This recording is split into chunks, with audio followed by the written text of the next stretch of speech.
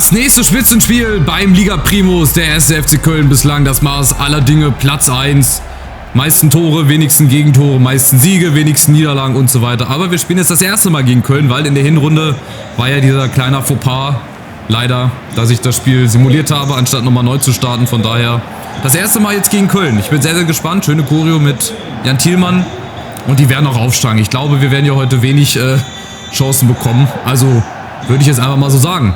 Ich würde mich freuen, wenn wir doch die ein oder andere Chance bekommen sollten. Wir spielen aber trotzdem mutig mit.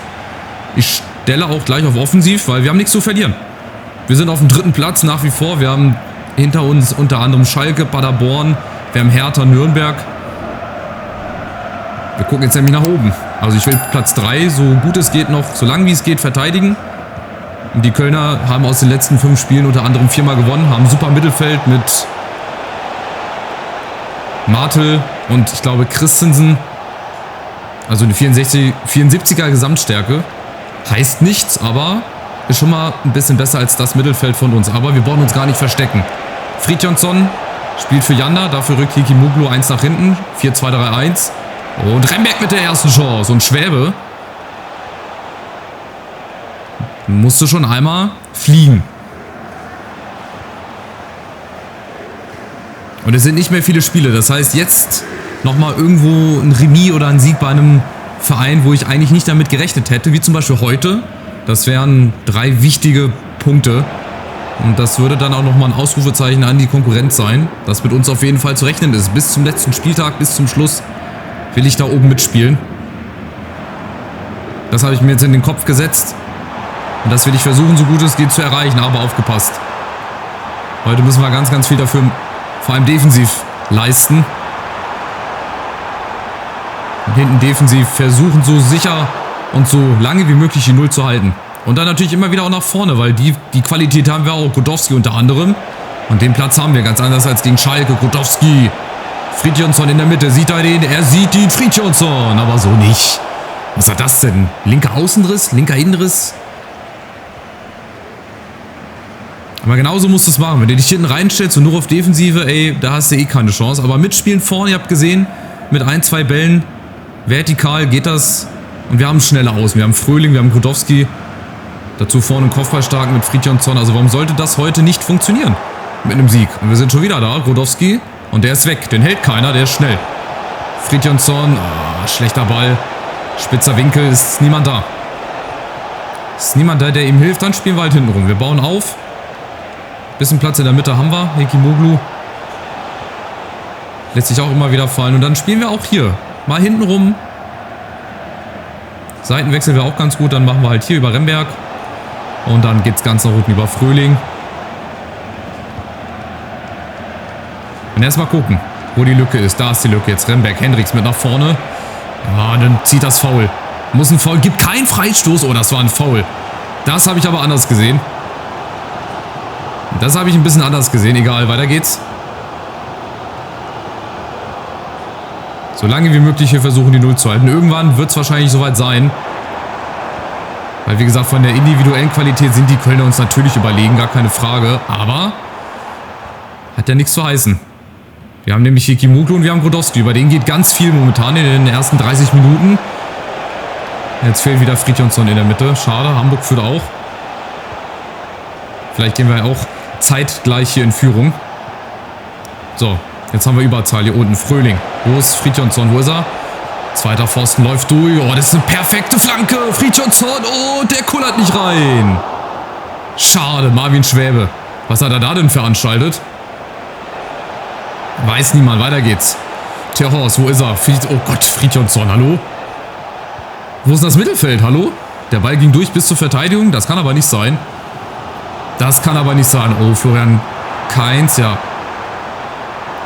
Waldschmidt vorne. Achtung, der Ball nach hinten. Nein, nein, nein. So einfach geht das nicht. Hier Hacke, Spitze 1, 2, 3. Das ist schon ein bisschen respektlos, mein Freund. Aber schade, wenn der Ball von Terhorst... Aber es war halt auch niemand da, weißt du? Es waren 4, 5 von den Kölnern hinten. Und ansonsten nur Fridjonsson. Naja, Joel Godowski, die 5. gefühlt. Fridjonsson, nächste Chance abgeblockt. Und Schwäbe, ach. Also sorry, ey, EA Sports, vielen Dank dafür für den Eckball. Aber normalerweise, hier sehen wir das nochmal. Ja, ganz klar, da brauchst du keine Torlinientechnologie. Aber was Schwebe da gerade veranstaltet hat, würde mich nicht wundern, wenn jetzt das 1-0 fällt. Und das fällt. Da ist nämlich Partov. Der kommt nicht ran, aber Hendricks abgeblockt. Oh, die Kölner, was machen die? Schwebe? Also ganz, ganz wild hier, was manchmal passiert. Was haben die genommen vor dem Spiel oder in der Halbzeit? Keine Ahnung. Aber wir spielen auf jeden Fall hier auch wieder gut mit. Ich möchte nicht wissen, wie das Spiel in der Hinrunde ausgegangen wäre. Jetzt haben wir wieder Fröhling. Ja, da winkt er wieder. Fridtjonsson. Auch wieder gute Flanke, aber es ist niemand da. Abseits? Nee. Nächster Versuch. Wieder Fridtjonsson, aber Fridtjonsson vorne alleine. Ist halt auch schwer gegen 2-3 Mann, aber wir setzen gut nach. Gutes Pressing. Hekimoglu. Nächste Chance. Und es ist Halbzeit. Gott sei Dank für die Kölner. Also die sind nicht so dominant, wie es in der Tabelle aussieht, muss ich sagen. Also wir spielen gut mit. Ja, die Kölner hatten auch 1-2 Gelegenheiten, aber ihr seht, 6 Schüsse für uns. 0 Zweikämpfe. Ja gut, weiß ich nicht, ob die Zweikampfstatistik nicht auch immer ein bisschen verfälscht ist. Aber es ist bislang ein gutes Spiel von uns. Ich bin zufrieden. Und ein 0-0 wäre, Stand jetzt, verdient auf jeden Fall, aber ein Sieg wäre natürlich schöner. Also heute nochmal ein Sieg. Das würde nochmal richtig viel Selbstvertrauen und Selbstbewusstsein geben für die letzten Spiele in der Saison. Und dann schauen wir mal, wofür es reicht. Aber Achtung, es gibt ja noch eine zweite Halbzeit und da dreht dann die KI meistens nochmal auf. Dann lassen sie dann nochmal die Muskeln spielen. Waldschmidt. Oh, das war ein guter Pass. Aber Behrens ist da, Gott sei Dank. Gott sei Dank. So, Fröhling. Kirkeskov, ja. Fröhling, lauf mal durch, lauf mal durch, lauf mal durch. Ja, ich sehe dich. Ah, und jetzt wäre der lange Ball gekommen. Schade. Laufweg war okay. Dann probieren wir es jetzt nochmal. Komm, Fröhling nach vorne. Gegen Carstensen. Ja, der klärt. Bisschen unorthodox. Hekimoglu jetzt aber Fröhling. Ja, der Ball hinter. Die Abwehr funktioniert nicht so ganz. Vielleicht jetzt Fridtjonsson. Oh, super Ball. Könnte Abseits sein. Ist kein Abseits. Doch, ist Abseits. Mensch, dann lass mich doch nicht erst ausrasten. Pfeif doch sofort. Aber auch die Bälle, die funktionieren, wenn du sie im richtigen Moment spielst, klappen die auch in diesem Spiel, also EAFC 25, damit gemeint, auch besser als die letzten Spiele. Ist wahrscheinlich jetzt die neue Variante. Was mir so aufgefallen ist. Das kann auch nur täuschen oder wird dann auch wieder irgendwie gepatcht und abgeschwächt. Aufgepasst, Köln kommt, aber Behrens. Also die Kölner sind echt nicht so gut. Gott sei Dank heute. Ich habe echt mit einem 3-4-0 oder so gerechnet. Fröhling, Kirkeskov. Oh, viel Pass mit Ansage. Jetzt fehlt da hinten links. Jetzt muss Fröhling mal hinten mit rein. Und Uth. Heute mal nicht um den Arena-Ring, sondern heute hier im Rhein-Energie-Stadion. Zu viel Platz, aufgepasst. Keins. Das sind genau die Lücken, die wir nicht lassen dürfen. Und die Kölner mit der nächsten Chance. Waldschmidt. Und Eckball. Eine gute Stunde rum. Ja, wechseln. Da ringe ich gerade ein bisschen mit mir. Ob ich auf 4-4-2 wieder umstellen soll. Ob ich der Aufstellung nochmal eine Chance geben soll. Aber ich habe es gerne kompakt heute. Das läuft ganz gut. Ich lasse nochmal beim 4-2-3-1. Gucken wir erstmal, dass wir den Eckball hier verteidigt kriegen. Gut. Nachsetzen. Hekimoglu. Ja, Fröhling. Kein Foul. Aber Achtung, die Kölner kommen. Lemperle.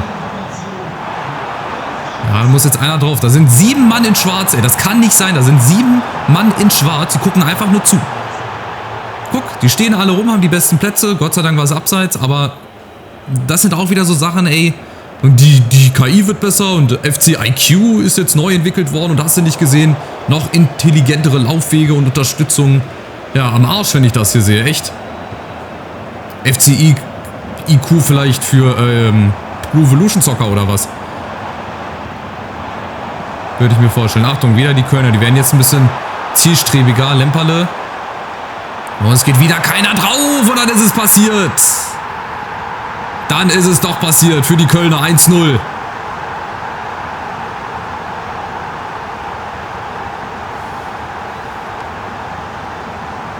Ja, weil wir das hinten einfach nicht verteidigt bekommen. Also wir stehen ein bisschen zu tief. Und es geht auch niemand dran. Es gucken irgendwie alle zu. Und dann ist die Lücke gerade die wieder aufgegangen. Und dann ist es am Ende des Tages Luca Waldschmidt, glaube ich, hier.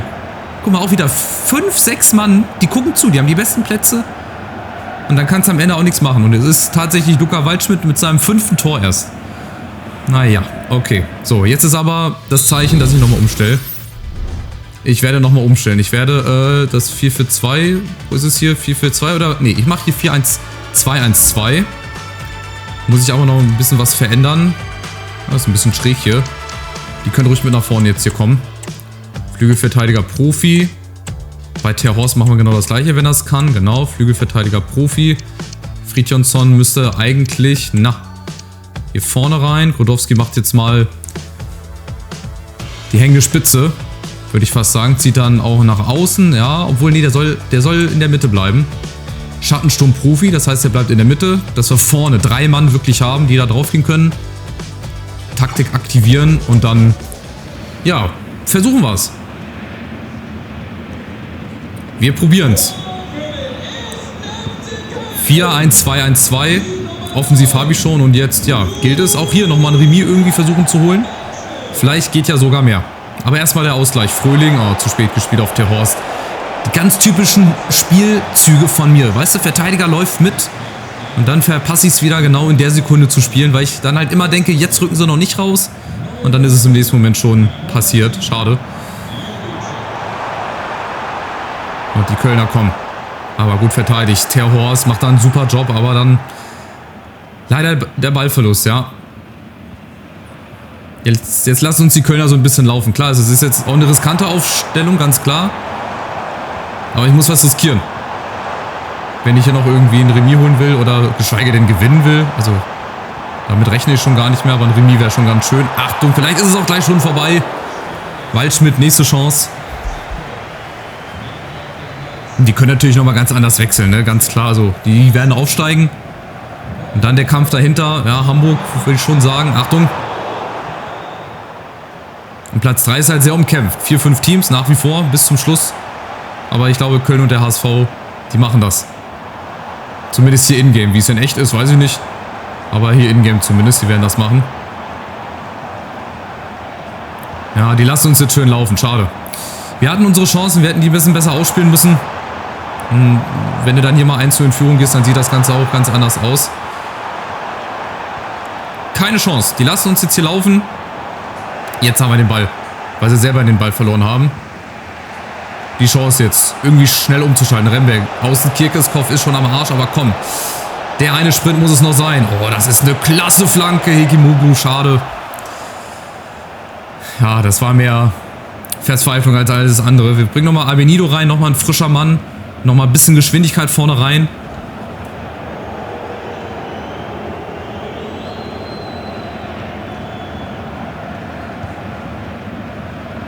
Ja, sehr bitter, weil es ist genau wie gegen Schalke. Es ist eine Niederlage, die muss nicht sein. Wir haben halt einmal hinten geschlafen, einmal die Lücke aufgemacht, weil sie wieder alle nur zugeguckt haben. So, Waldschmidt jetzt. Finkgräfe, das spielen sie jetzt, glaube ich, in Ruhe runter. Da werden wir jetzt nicht mehr viel rankommen an den Ball. Jetzt müssen wir nur hoffen, dass er doch nochmal irgendwie den Ball gewinnt. Vielleicht ein Last-Minute-Remis hier irgendwie holen, aber ich glaube nicht. Ich glaube, das ist Wunsch. Abgefälscht, die Kölner kriegen die Ecke. Das wird es gewesen sein. Ich schreibe das Spiel schon ab, obwohl es noch ein bisschen zu spielen ist. Wie gesagt, noch eine Chance. Aber jetzt, Achtung, jetzt gibt es wahrscheinlich gleich das zweite Ding. Wieder auf der Linie geklärt. Kulis kommt nicht ran. Behrens rettet zum zweiten, dritten Mal. Und das ist jetzt vielleicht der letzte Angriff. Der letzte Angriff jetzt hier. Amenido. Außen nochmal. Kirkeskopf läuft mit. Oh, der hat gar keine Kraft mehr im Tank. Aber eine Flanke kriegst du noch hin, oder? Spielt zurück. Rembeck, Grodowski in der Mitte. Fröhling außen. Wer kommt außen mit? Terhorst im Strafraum. Wo ist Fridjonsson? Ist nicht da, wo er sein soll. Ist nicht da, wo er sein soll. Aber wir haben den nochmal. Schiri pfeift noch nicht ab. Schiri pfeift noch nicht ab. Wir sind in der 95. Minute. Jetzt Last-Minute-Tor. Remberg. Aber so nicht. So doch nicht. Schade, schade, schade. Also, zweite Niederlage in Folge. Ja, auch hier leider wieder nicht gewonnen. Ohne Tor. Aber gut, gegen Köln war mir das eh klar. Ich habe gedacht, so vom Spielverlauf, erste Halbzeit, ein Punkt. Aber am Ende setzt sich dann halt doch die Qualität durch, die individuelle Klasse, die Kölner steigen auf. Da lege ich mich fest, da fehlt nicht mehr viel. Und dann dahinter wird es aber sehr, sehr eng. Ja, die Statistik war am Ende doch ein bisschen knapper. Ja, als es dann vielleicht aussah, Hamburg gewinnt, Regensburg spielt wieder unentschieden. Sind nach wie vor Dritter, neue Nachricht von Fridtjonsson. Ja, bleib auf dem Teppich, bist ein Vorspiel, natürlich. Ein Vorbild. Vorspiel? Wie komme ich jetzt auf Vorspiel? Weiß ich nicht. Jetzt haben wir erstmal Länderspielpause, okay. Das heißt, ich werde jetzt erst nochmal kurz gucken auf die Tabelle. Scout-Berichte durchlesen und so weiter. Ich habe auch nochmal, genau, jetzt wo ich die beiden Spieler sehe, mir hat auch noch jemand 2 Spielervorschläge geschrieben. 2 Griechen. Wo sind sie denn jetzt? Jetzt muss ich gerade nochmal in die Nachrichten hier reingucken, warte mal. Scout-Berichte und zwar von Kofalidis und Koutsias. Scout-Berichte, wer hat die denn beobachtet? Hat die vielleicht der Holländer hier beobachtet? Genau. Das braucht aber noch 10 Tage, 11 Tage. Der hat zum Beispiel eine Freigabesumme von 7 Millionen. Das ist für Münster natürlich ganz, ganz schwer. Ist einmal ein Stürmer oder auch für die Flügel einsetzbar. Und der andere Kollege wäre doch mal was fürs zentrale Mittelfeld. Ich habe von den beiden noch nie was gehört. Ich bin aber, wie gesagt, immer sehr gerne offen für eure Vorschläge. Wenn ihr also für die neue Saison schon irgendwelche Ideen habt, dann könnt ihr die natürlich gerne und jederzeit unten in die Kommentare reinschreiben. Ich werde die dann mal auf unsere Transferliste setzen und dann, genau, mehr als gucken und mehr als schauen, ob ich sie mir leisten kann, geht natürlich nicht so. Ich lasse nochmal den Spieltag zumindest hier laufen. Montag, Dienstag ist rum. So, jetzt werde ich nochmal die Simulation anhalten. 3 aktualisierte Scout-Berichte. Das wird dann auch, glaube ich, nochmal von den Griechen her sein. Also nach wie vor oben die Kölner. Hamburg auf Platz 2 und jetzt ist Düsseldorf neuer Dritter. Die haben uns überholt, aber dahinter Paderborn, Hertha, Schalke, Hannover ist da auch noch nicht ganz raus. Ich glaube, die Kölner sind weg. Also die haben jetzt 16 Punkte Vorsprung. Ja, das reicht. Also die Kölner steigen auf. Dann Hamburg, 6 Punkte Vorsprung vor Düsseldorf, 7 vor Münster. Ja, je nachdem, was die noch für ein Programm haben, wird das auch noch relativ schwer. Aber die machen das. Da bin ich sehr sicher. Also die ersten beiden Plätze sind meiner Meinung nach schon vergeben. Jetzt wollte ich nochmal kurz auf den Kalender gucken, was für uns jetzt hier noch ansteht. Also auswärts Hertha, gibt auch leichtere Aufgaben. Dann haben wir auswärts Karlsruhe, zu Hause Hannover, Nürnberg. Das sind hier direkte Konkurrenten. Hört sich blöd an, direkte Konkurrenten für den Aufstieg. In Nürnberg, dann zu Hause gegen Ulm. Das ist ein Pflichtsieg. Dann, ich glaube, das ist das entscheidende Spiel um Platz 3. Eventuell, wenn Düsseldorf nochmal ein paar Punkte liegen lässt, ja, könnte das vielleicht auch ein wichtiges Spiel werden. Also, das heißt vielleicht, es wird ein wichtiges Spiel. Dann haben wir Magdeburg, dann haben wir Darmstadt nochmal auswärts und das war's dann. Also eventuell haben wir ja hier um die Zeit schon die ersten Entscheidungen feststehen, sowohl was Aufstieg als auch Abstieg betrifft. Es bleibt auf jeden Fall spannend. Also, wir sind weiterhin oben mit dabei, es ist noch nichts verloren. Wir müssen jetzt aber auch mal wieder anfangen zu gewinnen.